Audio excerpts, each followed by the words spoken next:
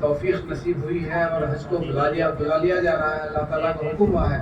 تو اس پہ بات ہم کو سننے میں آئی تھی کہ جب حضرت ابراہیم علیہ السلام کعبۃ اللہ کا جو ہے تعمیر کا کام مکمل کر چکے تو اللہ سے حکم ہوا کہ اے ابراہیم تم جو ہے لوگوں کو، میرے بندوں کو میرے گھر کی طرف بلاؤ. تو حضرت ابراہیم علیہ السلام فرمائے کہ اللہ میری آواز کہاں تک پہنچے گی، میں کتنے آواز نکال سکوں گا. تو اللہ نے فرمایا کہ تمہارا کام ہے کہ آواز کو بلند کرو، لوگوں کو بلاؤ، میرے بندوں کو میرے گھر کی طرف. پہنچانا میرے ذمہ ہے، میں پہنچاؤں گا اس بات کو.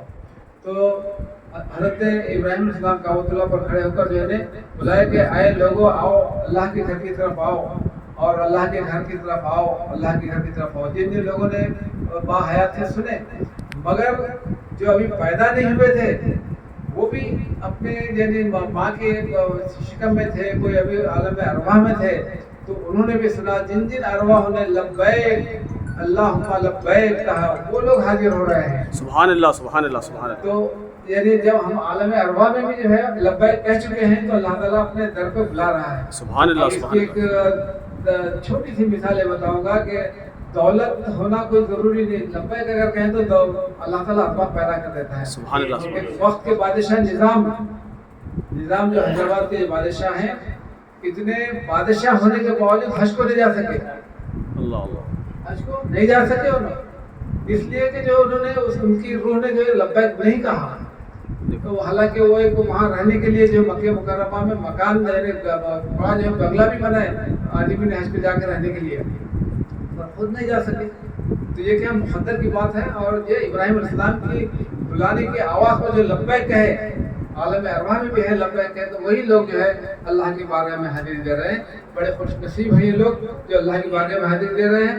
تو جیسے کہ ہمارے مولانا نے بھی بیان کیا کہ جو ہے جب یعنی مسلمان جو ہے نا وہاں کا حج بیت اللہ کرتے ہیں اور پورے اس کے ارکان ادا کر کے جو ہے نکلتے ہیں تو جو ہے ایسا ہو جاتا ہے گناہوں سے پاک جیسے کہ وہ ماں کی پیٹ سے پیدا ہوتا ہے. سبحان اللہ سبحان اللہ. ماں کی پیٹ سے پیدا ہو کر جیسے ماں کی پیٹ سے پیدا جب ہوتا ہے تو کوئی گناہ نہیں رہتے، ویسے یعنی بالکل گناہوں سے دھل کر نکلتا ہے بندہ. سبحان اللہ سبحان اللہ. تو ہمیں چاہیے کہ جو ہے وہ اس کو برقرار رکھیں، ہم آنے کے بعد بھی جو ہے اپنے گناہوں سے بچتے رہیں اور جو ہے ہمیشہ شریعت کی پابندی کرتے رہیں، نمازوں کی پابندی کرتے رہیں، چہرہ مہرہ لباس وغیرہ ساری چیزیں جو ہے اسلام کے موافق گزارتے رکھیں تو انشاءاللہ تعالیٰ وہ ہمارے لیے فائدے کی بات ہے. ایک تو یعنی ہم بخشے نکلیں گے، اور دوسری خاص بات آپ لوگوں کو یہ بتانا ہے کہ ہم جو مدینہ منورہ یعنی حج کعبۃ اللہ کا یعنی حج کرنے کے بعد جو مدینہ منورہ جاتے ہیں تو سرکار کے روضے کی حاضری ہوتی ہے، وہاں پر بھی 40 نمازیں پڑھی جاتی ہیں.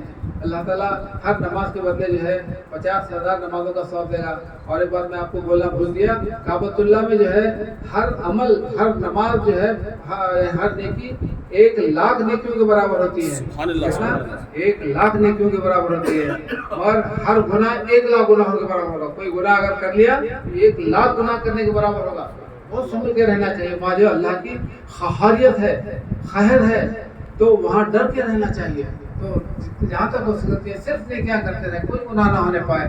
ایسا جو اپنا وقت وہاں گزارے. مکے میں جب ہیں اور کعبۃ اللہ میں جب ہیں تو بالکل ہر ایک گناہ سے بچتے رہے.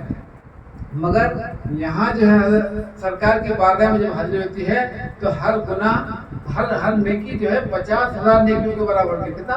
50,000 نیکیوں کے برابر. مگر ہر گناہ جو ہے ایک گناہ لکھا جائے گا. یہ رحمت ہے، سرکار کی رحمت ہے.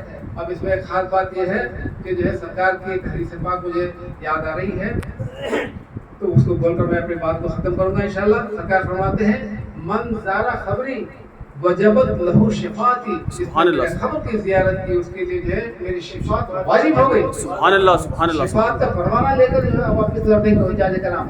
ایک تو گناہوں سے دھل رہے ہیں کعبۃ اللہ میں، اور دوسرے جو ہے سرکار کے پاس سے جو شفاعت کا پروانہ لے کے آ رہے ہیں. اللہ تعالیٰ ہم کو شفاعت بخش، سرکار کی شفاعت نصیب ہوگی اور انشاءاللہ جنت نصیب ہوگی. کتنی بڑی بات ہے. ہاں تو یہ جو بہت خوش نصیبی کی بات ہے.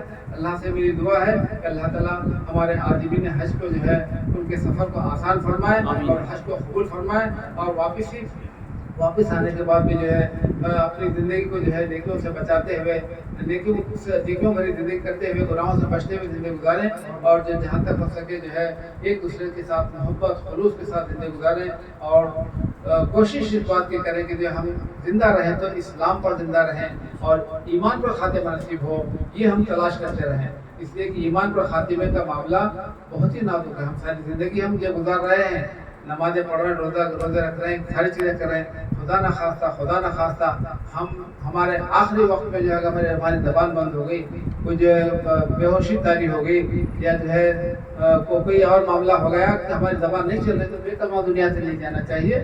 تو کوشش اس بات کی کرنا ہے کہ کسی کامل پیر سے جو ہے کلمے کا ذکر لے تاکہ ہم جو ہے ہمارا خاتمہ ایمان پر ہو جائے۔ سرکار کا فرمان ہے اس کا خاتمہ ایمان پر ہوا اس کے لیے نہ عذاب قبر ہے نہ عذاب حشر ہے۔ تو ہم آنے والی زندگی کی تیاری کرنے والے بن جائیں۔ اللہ سے دعا ہے کہ اللہ تعالیٰ ہم سب کو کہنے سننے سے زیادہ عمل کرنے کی توفیق عطا فرمائے۔ وآخر دعوانا الحمدللہ رب العالمین، سبحان ربک رب العزۃ عما یصفون وسلام علی المرسلین والحمد للہ رب العالمین، بحق لا الہ الا اللہ محمد رسول اللہ۔